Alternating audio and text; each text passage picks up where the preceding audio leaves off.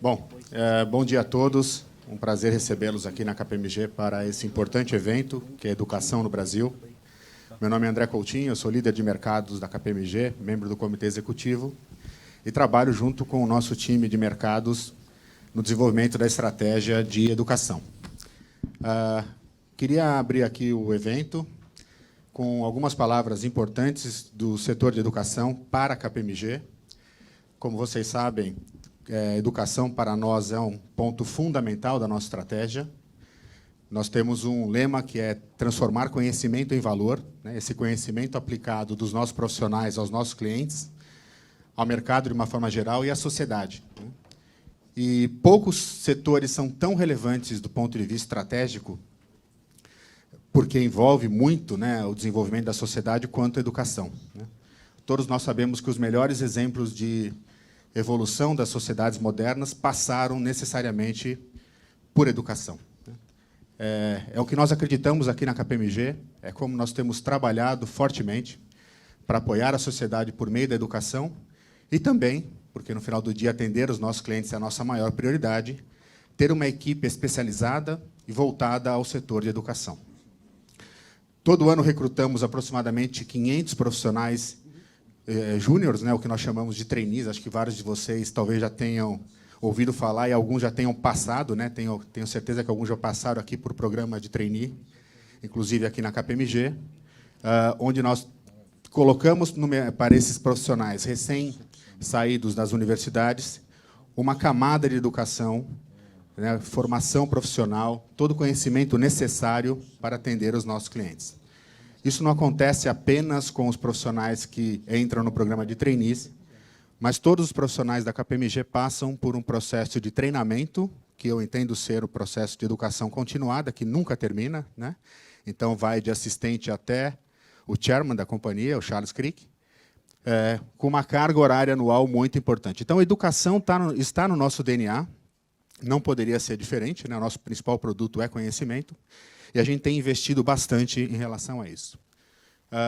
Quanto à geração de negócios e como é que a gente pode apoiar o setor de educação no Brasil, nós temos uma equipe dedicada exclusivamente para isso, né, que entende bem o setor, as tendências do setor, as complexidades, os riscos e, mais importante de tudo, a importância do setor para a nossa economia e para a nossa sociedade. Então, agora nós vamos assistir um vídeo sobre a KPMG e, na sequência, eu convido aqui o Marcos Boscolo para fazer a continuidade do evento. Por favor, o vídeo. Desde o início dos tempos, estamos em constante transformação. Nos adaptamos, evoluímos. No mundo dos negócios também é assim. E a KPMG sabe disso. Nós apoiamos a sua empresa a inovar, vencer desafios, se transformar e crescer continuamente, com segurança, eficiência, porque estamos sempre em busca de novos caminhos. Utilizamos novas tecnologias e colocamos o cliente no centro de tudo, para ajudá-lo a enxergar perspectivas diferentes, fazer novas escolhas, pois cada escolha impõe uma transformação na construção do futuro.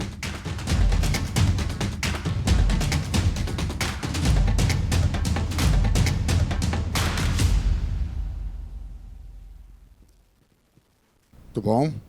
Bom, como eu estava dizendo, a educação é um setor prioritário para a KPMG, não só no Brasil, mas também na região, na América do Sul e também globalmente. E nós temos um líder de setor exclusivamente dedicado à educação. Então, convido aqui o Marcos Boscolo para a continuidade da abertura e desejo a todos aqui um ótimo dia com um grande evento sobre educação. Muito obrigado. Alô. Obrigado, Coutinho. Obrigado pela abertura. Muito prazer, para quem não me conhece, eu chamo Marcos Boscolo, sou sócio de auditoria da KPMG, trabalho aqui na KPMG há 28 anos, comecei minha carreira como trainee aqui, e há 15 anos me tornei sócio, e o que me fez chegar aqui onde eu estou hoje como sócio de auditoria foi a educação. Eu vim de uma origem bastante simples, e aí duas coisas me chegaram a ficar aqui, que é dedicação e estudo. Então, eu queria chamar, com todo prazer, o Janguier para a sua palestra inicial. Bom dia a todos. É um prazer estar aqui com vocês. Eu sou Janguier Diniz, fundador e controlador do Grupo Ser Educacional. Fundei o Grupo Ser Educacional desde o primeiro tijolo, graças a muito trabalho, muita disciplina, muita determinação, como disse Marcos, e também graças à educação.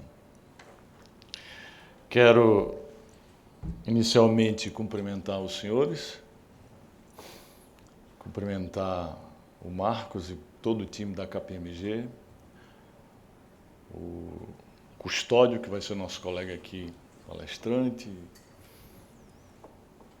nossos amigos aqui da BMS do Fórum, Hermes Figueiredo, Arthur Roquete, a Marina, enfim, cumprimentar a todos que estão aqui para trocar ideias sobre a educação.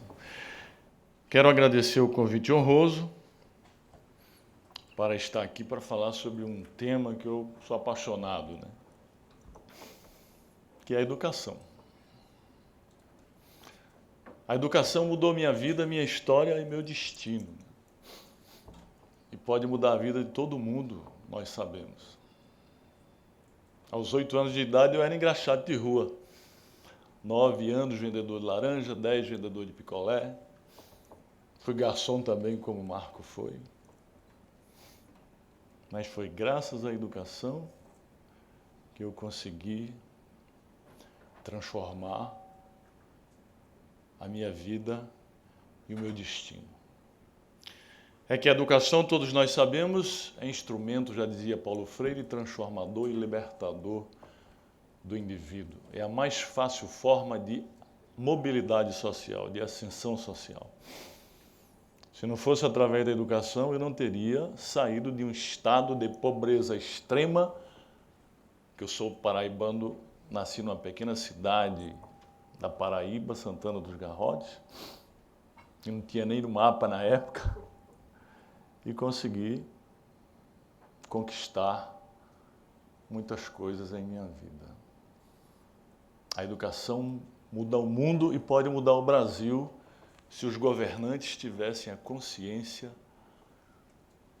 de que através dela a gente pode fazer um país extraordinário. Eu dividi minha fala aqui em duas partes. Vou fazer uma análise crítica da educação brasileira e, ao final, apontarei algumas sugestões que eu acho que a médio e a longo prazo a gente poderia melhorar e muito a educação brasileira. Eu queria dizer a vocês que o sistema educacional brasileiro é um dos 2 únicos com verbas constitucionalmente vinculadas. A Constituição Federal estipula que o governo federal tem que gastar 18% da receita líquida, que equivale a cerca de 5% do PIB, com a educação. E os governos estaduais e municipais, 25%. Pena de responder nos termos da Lei de Responsabilidade Fiscal. Mas apesar de as verbas serem vinculadas, infelizmente a gente sabe que ela não é corretamente gasta, além dos desvios que existem no caminho, e as que são gastas são inadequadamente gastas. Apesar de o outro sistema é o sistema da saúde, né, com 13,2%. Apesar de o sistema educacional ser um dos únicos com verbas constitucionalmente garantida, ele passa por inúmeros problemas, que é de conhecimento de todos vocês, porque todos vocês são educadores. Ele passa por inúmeras crises, em especial 2 tipos de crises. Primeiro, a crise de eficiência, e, em segundo lugar, a crise de identidade. A crise de eficiência decorre de vários problemas, que a gente elenca 4, os 4 principais problemas da educação brasileira. O primeiro deles é o próprio modelo da educação brasileira, o próprio sistema educacional brasileiro, que é um sistema retrógrado, ultrapassado, obsoleto, autoritário, porque usa do autoritarismo para dizer o que as crianças têm que fazer. Faça isso, faça aquilo. As crianças passam horas e horas na escola ouvindo o que um professor mal preparado tem a dizer, infelizmente nas escolas públicas, quando na realidade a gente vive hoje na sociedade do conhecimento, sociedade tecnológica, digital e disruptiva, onde os professores deveriam estar auxiliando os alunos a desenvolver o seu conhecimento interno, o seu autoconhecimento e suas habilidades intelectuais. Ou seja, transforma as nossas crianças num zumbi. É um sistema robotizado, zumbificado e mumificado. Então, o primeiro problema da educação brasileira que tem que mudar, o ministro Mendonça já deu um importante passo com a flexibilização do currículo do ensino médio. Um importante passo, muita gente criticando, mas já melhorou um pouco, infelizmente ainda, o próprio sistema, o próprio modelo educacional brasileiro é o principal entrave, é o principal problema da educação brasileira. E a gente tem que mudar. E ao final eu vou apontar algumas sugestões.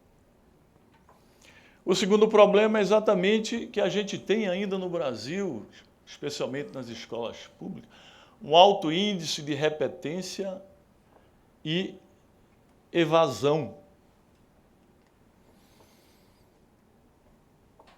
Apesar de cerca de 95% das nossas crianças chegarem aos bancos escolares, o índice de repetência e evasão nas escolas brasileiras, especialmente nas escolas públicas, é altíssimo ainda.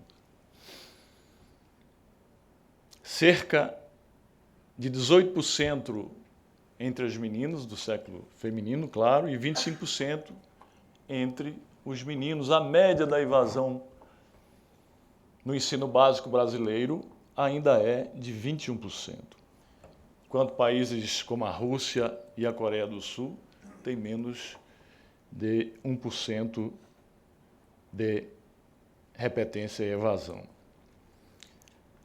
Pasmem vocês que da primeira série até a quarta série do ensino fundamental, 33% das nossas crianças ainda reprovam. Da quinta à oitava série, 50%, e no ensino básico, 60% dos nossos jovens, das nossas crianças, ou reprovam ou deixam de estudar. A cada hora, 31 estudantes brasileiros desistem de estudar. A cada 2 minutos, um estudante. E quais são as principais causas? 2.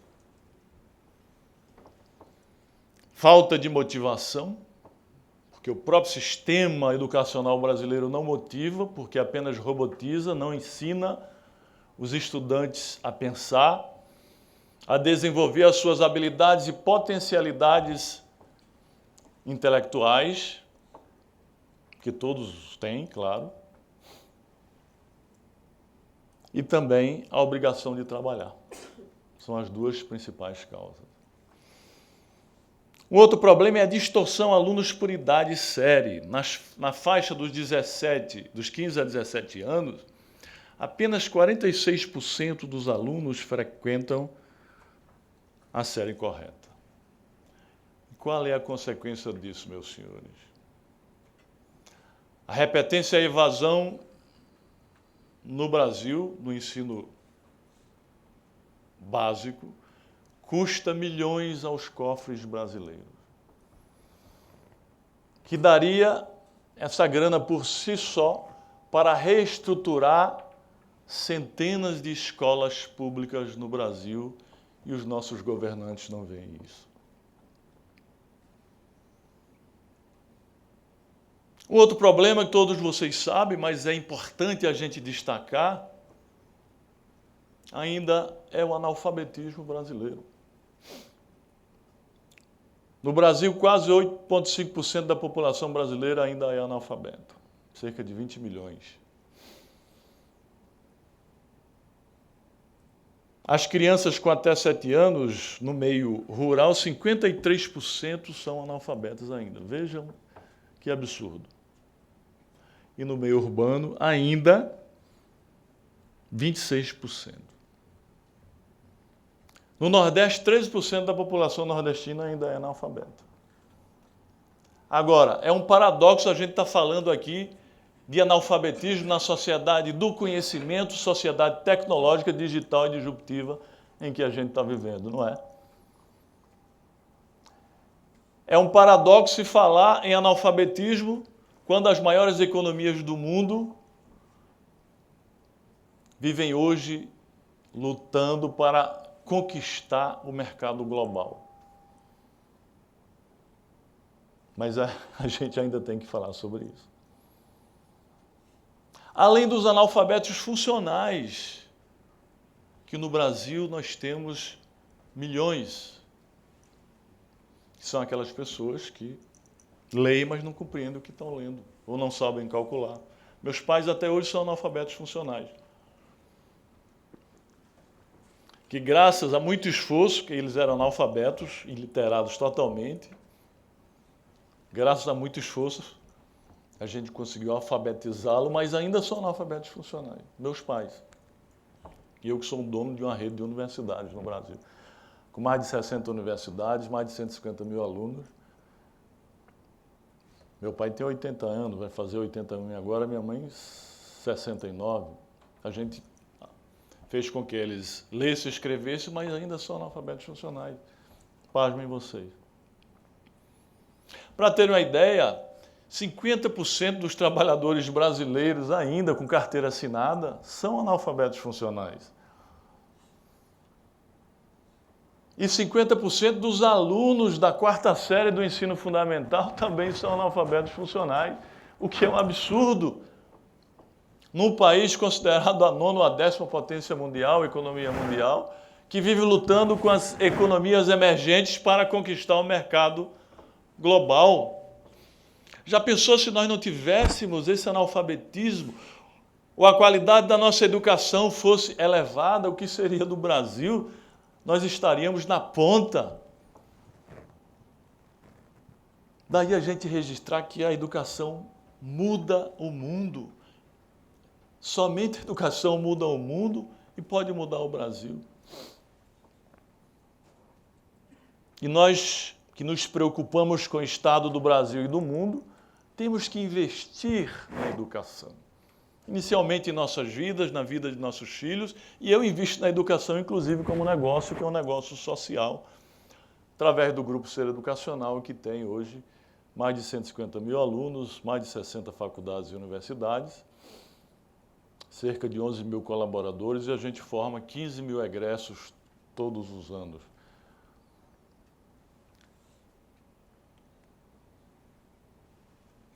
E eu queria traçar um paralelo com a Coreia do Sul, que todos vocês sabem, mas é importante a gente lembrar isso, rememorar isso.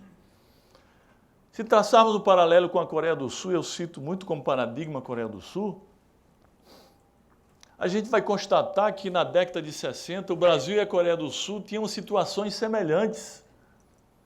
Cerca de 35% da população analfabeta. Mas a Coreia do Sul, a situação dela era muito pior que a do Brasil, porque ela passava por uma sangrenta guerra civil e o Brasil não teve. Passaram-se 6 décadas, a Coreia do Sul deu um salto extraordinário, todos vocês sabem. Durante alguns anos cresceu cerca de 9% ao ano. E lá na Coreia do Sul, hoje, de cada 10 alunos que saem do ensino médio, 9 chegam à universidade. E aqui no Brasil, de cada 10, apenas 1,7 chegam à universidade, ou seja, ao ensino superior. De apenas 17% da população com idade universitária no Brasil, não é isso, doutor Hermes, presidente do SEMESP, apenas 17% da população com idade universitária no Brasil, que é aquela população de 18 a 24 anos, apenas esse percentual está no ensino superior. É um dos piores índices da América Latina e perde para países como Chile, como a Bolívia e o Paraguai, por exemplo, que tem 20%, o Chile tem 23%, a Colômbia também, a Venezuela, que está naquele marasmo, tem 26%, que eu acho que já até aumentou, a Argentina, cerca de 40%, e o Brasil com 17%.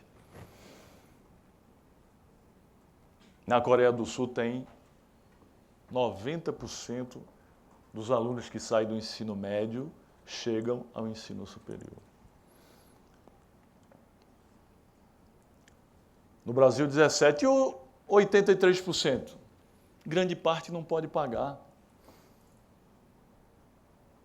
Grande parte desse contingente não pode pagar e o governo brasileiro acabou com o sistema de financiamento estudantil. Acabou, sim. FIES hoje não existe mais. Esse ano foram oferecidos 100 mil bolsas, agora com tantas regras, com tanta rigidez, não se preencheu nem a metade das bolsas. 100 mil para o Brasil não é nada. Agora, qual foi a virada dos coreanos? Primeiro, transformou o ensino médio todo em ensino obrigatório. Todo aluno tem que ir para a escola, senão os pais pagam. Eles vão lá e pegam o aluno na marra. Aqui, apenas o ensino fundamental é obrigatório. Apenas o fundamental. Lá todo é obrigatório. Por quê? Porque a educação mudou a Coreia. Então, todo mundo tem que estudar na marra. Forte investimento público no setor educacional, especialmente no ensino médio. Quase 8% do PIB. A gente investe cerca de 5%. E além do investimento ser pouco, para um país de dimensões continentais, investe-se mal e de forma desproporcional. Por que desproporcional? Porque eu queria lembrar vocês aqui que a maioria do orçamento do MEC, 100 e tantos bilhões, mais da metade vai para o ensino superior, para as universidades, institutos federais e hospitais universitários, onde a gente só tem 1.300.000 alunos. Mais da metade do orçamento. Veja que desproporcionalidade. Enquanto que no ensino médio, onde a gente tem mais de 40 milhões de estudantes, menos da metade do orçamento do MEC vai para o ensino básico. É um dos mais desproporcionais do mundo. A desproporção é na ordem de gasta cerca de 10 mil dólares com os alunos das universidades federais, quando na realidade deveriam pagar aqueles que podem pagar, e não pagam em virtude do princípio constitucional da gratuidade do ensino público, que a gente tem que acabar com isso. Aqueles que podem pagar têm que pagar. E gasta cerca de 1.000 dólares por ano com os alunos do ensino médio, do ensino básico, que é a base da pirâmide, é a base do desenvolvimento de qualquer país. Rígida fiscalização dos gastos em educação e punição severa dos desvios. A gente vê que no Brasil existe corrupção até nas merendas escolares, que é uma aberração. Eu escrevi um livro, inclusive trouxe aí, eu trouxe 15 livros para distribuir, claro que não vai dar para ninguém, aí a KPMG vai. Um chama-se Arte de Empreender, o outro é um livro que eu escrevi chamado Falta de Educação Gera Corrupção. Porque é científico que quanto menor o nível de qualidade de um país, da educação de um país, mais alta é a taxa de corrupção. E vice-versa. Isso é científico. E o Brasil é uma prova robusta disso. Quanto menor a qualidade de educação de um país, mais alta é a taxa de corrupção. Proporcionalidade de investimento nas universidades e escolas de ensino básico. Lá não gasta-se 10 vezes mais no ensino superior, principalmente para a gente que pode pagar. Lá eles gastam, tanto no ensino superior quanto no ensino básico, de forma proporcional. Aqui 10 vezes mais. Metade do orçamento do MEC vai para o ensino superior, onde se tem apenas 1.300.000 alunos nas universidades federais. Cobrança de mensalidade nas universidades públicas, é aquilo que eu disse para vocês, Estados Unidos, Coreia, até a China está cobrando mensalidade para aqueles alunos que podem pagar. Os que não podem pagar têm bolsas, desde que sejam bons alunos. Aqui não, é o princípio constitucional consagrado no artigo 206, inciso 4 da Constituição Federal, que traz em seu bojo a gratuidade para todo mundo, inclusive para aqueles que vêm das escolas privadas, os alunos que estudam nas escolas americanas, por exemplo, pagam R$10.000 na escola americana, minha filha estuda lá, vai para a Universidade Federal e não paga nada. O argumento é que o dinheiro que, se forem cobrar, o dinheiro é muito pouco. Ora, o que vier é importante para ajudar no ensino básico. E por que não fazem isso? Porque não dá voto, né? Não existe a conscientização de que a educação muda o mundo e muda o Brasil. E financia pesquisas em inovação, ciência e tecnologia. No Brasil, o orçamento do Ministério de Ciência e Tecnologia foi reduzido à metade no governo Temer, agora foi mantido um orçamento muito pequeno. E o que isso acarreta? O que nós chamamos de brain drain, fuga de cérebros.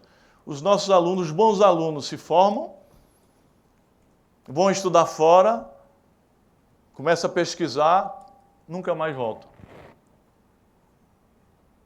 A chamada fuga de cérebro, lá na Coreia do Sul isso não existe, porque tem que voltar por lei e porque são incentivados a ficarem lá.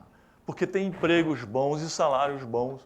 Aqui no Brasil a gente perde mais da metade de nossas cabeças pensantes, de nossos cérebros, porque vão estudar lá fora e não voltam nunca mais. É o chamado brain drain. E para finalizar, depois eu vou dizer as minhas sugestões, a má qualidade da educação brasileira. A educação brasileira básica, especialmente das escolas públicas, é uma das piores do mundo. Uma das piores da América Latina, infelizmente. Perde, inclusive, para países africanos como Zâmbia e Senegal. Isso é científico. Pesquisa feita pela Unesco há algum tempo, em 129 países, colocou o Brasil em 69ª posição. Aliás, 76ª posição na qualidade do ensino médio brasileiro, do ensino básico brasileiro. Infelizmente, as nossas escolas públicas são muito ruins, a gente sabe disso. Falta estrutura, falta equipamentos tecnológicos, equipamentos básicos, falta equipamentos tecnológicos. Os professores são mal remunerados. E, além disso, não existe o critério objetivo da meritocracia. A maioria das escolas públicas não utilizam o critério objetivo da meritocracia, tanto do ponto de vista da docência quanto da gestão. Existe a utilização do princípio da isonomia. Todo mundo ganha igualdade de condições lá. Faz as nossas escolas públicas serem uma das piores do mundo. E eu quero contar um caso aqui que aconteceu há 11 anos, eu me lembro disso, lá em Pernambuco. Lançaram um edital para o concurso para professor, de nível médio. Salário, um pouquinho mais que o mínimo. 30 mil competidores. Nota mínima, 6. 1.630 e poucas pessoas atingiram a nota mínima 6, ou seja, 96% reprovaram. Um verdadeiro tsunami educacional, um verdadeiro tsunami pedagógico. Isso acontece não é só em Pernambuco, não, acontece em muitos estados do Brasil. Por quê? Porque o salário hoje do professor do Brasil é muito pouco. Aí vocês podem indagar ou podem alegar, mas o Brasil não tem dinheiro. Bom, isso é outra questão. Mas que a gente tem que achar uma solução para isso, tem que achar. E a gente fala, discute há muito tempo, vem se discutindo, isso que eu estou dizendo para vocês, todos vocês sabem. Mas a gente e os governantes não acham a solução. Há 50 anos se fala isso e não acham a solução. E dois outros elementos que tornam o ensino básico brasileiro ruim: quantidade de média de horas que os alunos passam na escola, média de 5 horas, quando na realidade os países desenvolvidos vai de 10 a 12 horas, escolas com tempo integral, por exemplo, e a média de escolaridade no Brasil, que é de 7 anos e meio no setor urbano e 3 anos e meio no setor rural. No setor rural, as crianças só ficam 3 anos e meio estudando, que é uma aberração. Pois bem, a maioria dos jovens que vêm da escola básica pública, ele tem 4 alternativas no Brasil. Primeiro, se estudar bastante, como eu estudei. Eu sempre estudei em escola pública, sempre, a vida inteira. Agora tive que me superar para poder entrar na Universidade Federal de Pernambuco, no curso de Direito, porque eu não podia pagar uma universidade privada. Na época não existia FIES. Ele tem que estudar bastante para obter uma excelente nota no Enem e conseguir uma vaga nas IES públicas nas carreiras de grande procura. Dos que estudam bastante, conseguem. Mas ou ele estuda mais ou menos, já obtém uma nota regular, uma nota boa, aliás, no Enem, e ingressa em IES privadas através do ProUni, pode ser também em carreiras de grande procura, medicina, direito, odontologia, engenharias. Ou obtém uma nota regular no Enem e ingressa em IES públicas, mas em carreiras de pouca procura, como a pedagogia e a letras, quando na realidade a pedagogia deveria ser uma das carreiras de grande procura no Brasil se fosse estimulado, o salário fosse estimulado, as pessoas iriam procurar ser professores, como ocorre na Coreia do Sul e alguns países onde o professor é altamente respeitado.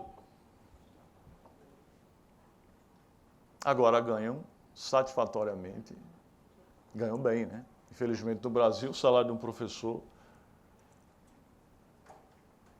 de escolas básicas, e a maioria deles não são nem formados, um salário mínimo. E em certos municípios nem um salário mínimo o professor de ensino infantil e fundamental ganha lá nas cidades do Nordeste.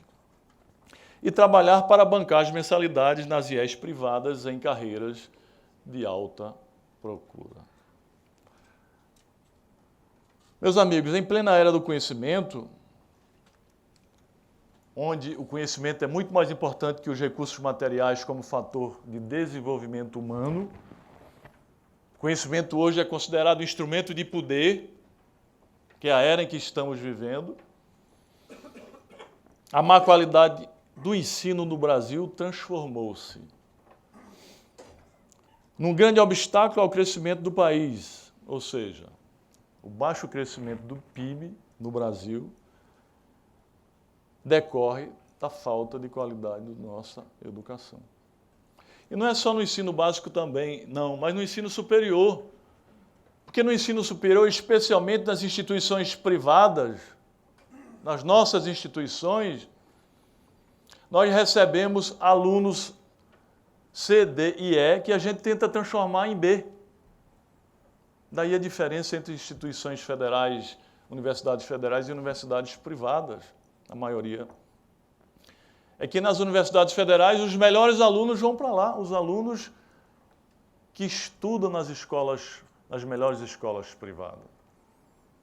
Aqueles que não têm oportunidade de estudar nas escolas privadas e ter um ensino de qualidade, esses, como eu disse anteriormente, vão estudar nas instituições particulares, ou através de Bolsa ProUni, ou através de FIES, que agora está acabando, ou trabalhando diariamente para pagar e estudar à noite.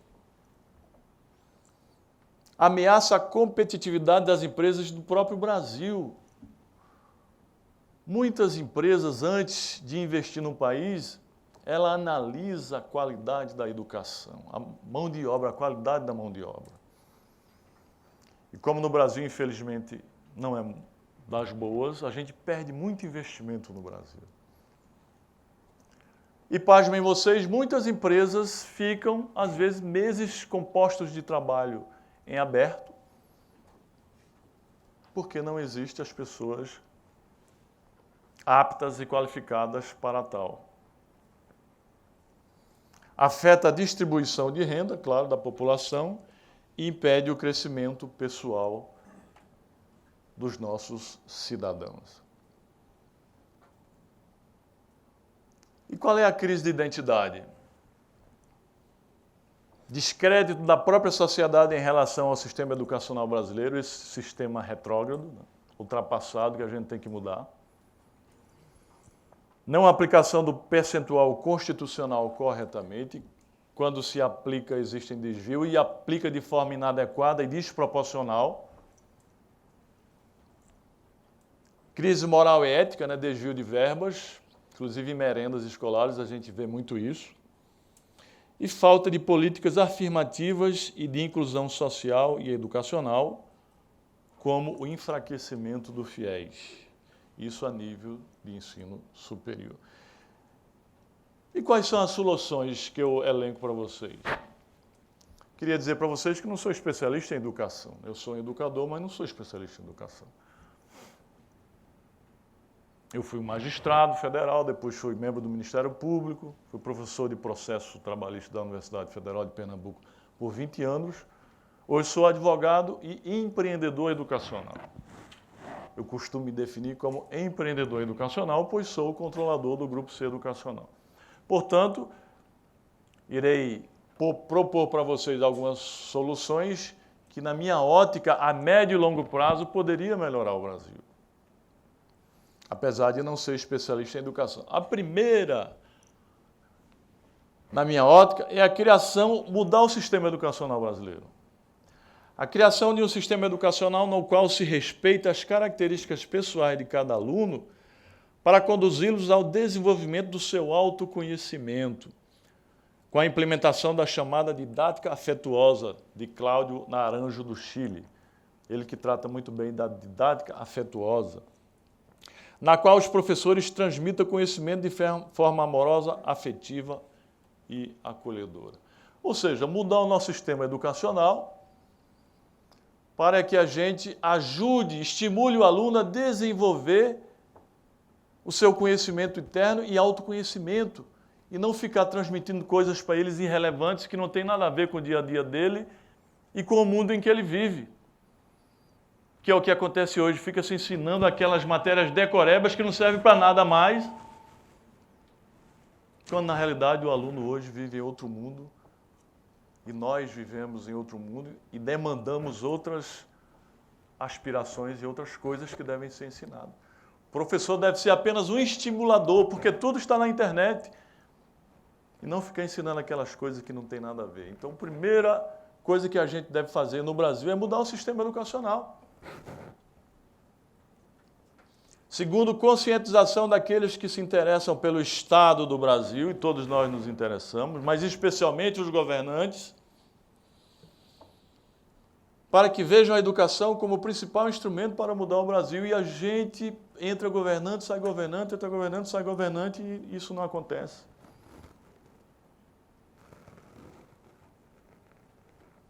Eleições de governantes comprometidos com a educação, ou seja, que tenham consciência de que somente a educação muda o Brasil, está repetitivo aí.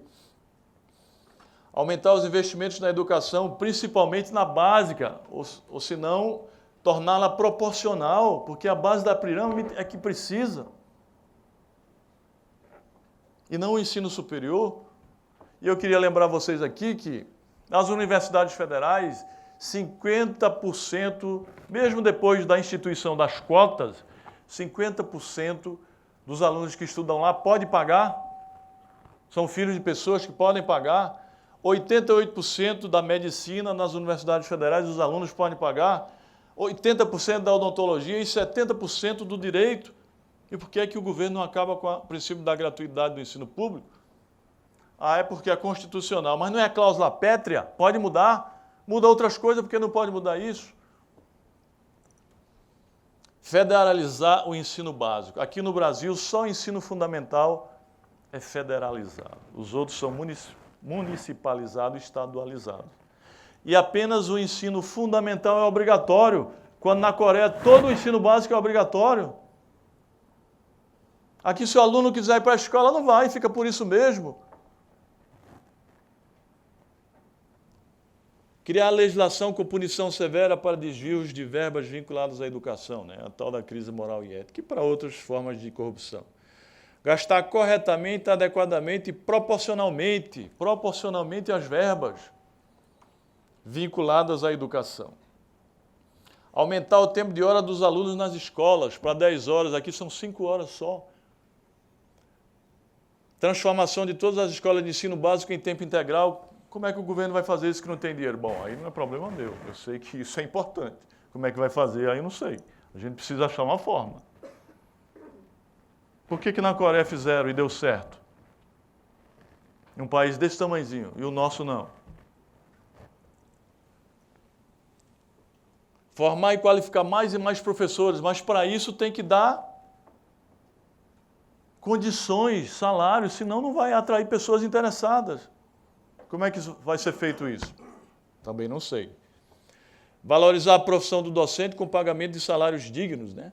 Usar em todos os níveis pedagógicos, decência e gestão, o sistema da meritocracia e não pagar todo mundo igual. Porque quando paga todo mundo igual, as pessoas não se dedicam, porque já vai receber aquela merreca no final do mês da mesma forma.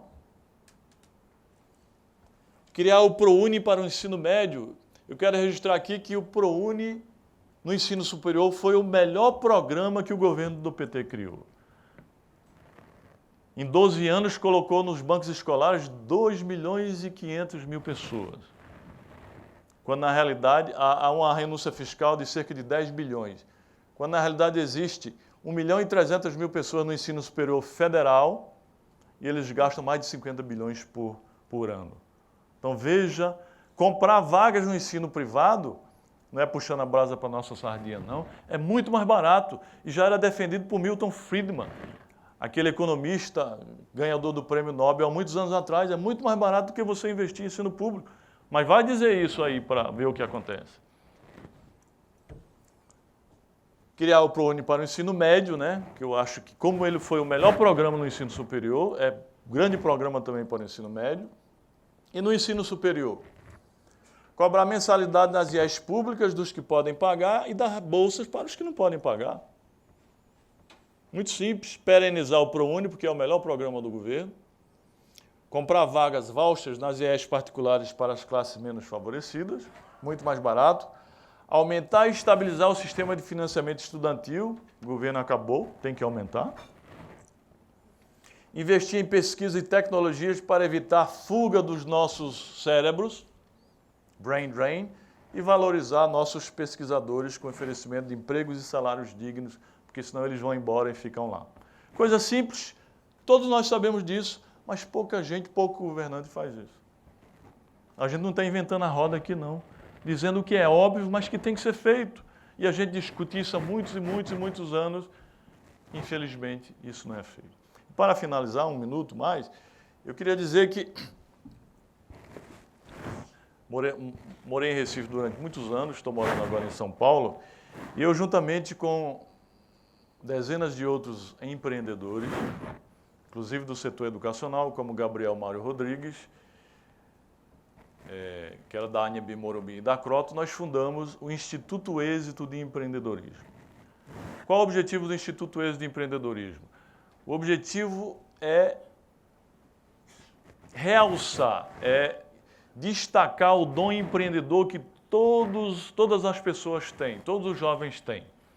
Estimular o dom empreendedor, e eu escrevo no meu último livro, A Arte de Empreender, que todo mundo nasce com o dom de empreender, uns com menos, outros com mais. Como o empreendedorismo é um fenômeno cultural, aquelas pessoas que são de famílias empreendedoras, essas pessoas tendem a empreender e se dar bem na vida. Mas e aquelas, como eu, que não nasceu em família empreendedora? Tem que trabalhar muito, ser determinado para poder conseguir empreender na vida. Eu não estou falando em empreender em negócio, estou falando na vida, nos empregos, no setor público, no terceiro setor. Daí a gente criou esse instituto, com o objetivo de estimular os jovens, especialmente de escolas públicas, a despertar o dom empreendedor deles, e a gente quer impactar em 5 anos 1 milhão de jovens. Jovens de 15 a 100 anos. As pessoas que precisam, a gente vai tentar ajudar com Educação Empreendedora, uma grande plataforma de cursos online, mentorias, seminários, palestras. Estamos criando um fundo de investimento para investir nessas pessoas, nos projetos das pessoas que passarem por lá. E quero convidar todos para se juntar a nós nessa empreitada pelo desenvolvimento do empreendedorismo brasileiro, especialmente com as pessoas que mais precisam. Porque eu digo, para um país mudar, em primeiro lugar precisa de educação, segundo lugar de educação, terceiro lugar de educação, mas em quarto lugar de empreendedorismo. Se você juntar as duas coisas como eu juntei na minha vida, educação e empreendedorismo, você pode mudar a vida e pode construir impérios. Então, em primeiro lugar, educação e empreendedorismo é o que muda a história de um país, é o que gera trabalhabilidade, por via de consequência, gera empregos, riqueza e renda. Então, gostaria de convidar todos vocês, o www.institutoexito.com.br, conheçam o Instituto Êxito e juntem-se a nós nessa empreitada pelo fomento do empreendedorismo e da educação empreendedora no Brasil. Muito obrigado.